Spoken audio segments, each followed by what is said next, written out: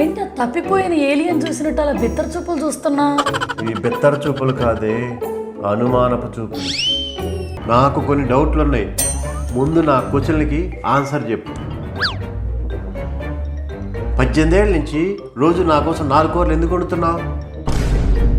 యూట్యూబ్లో కనపడ్డ ప్రతి రెసిపీ ట్రై చేసి మరీ వండుతున్నావు ఎందుకు? ఫైనల్గా ఈ ఫుడ్ వల్ల నాకు పొట్టొస్తే నీకేంటి లాభం?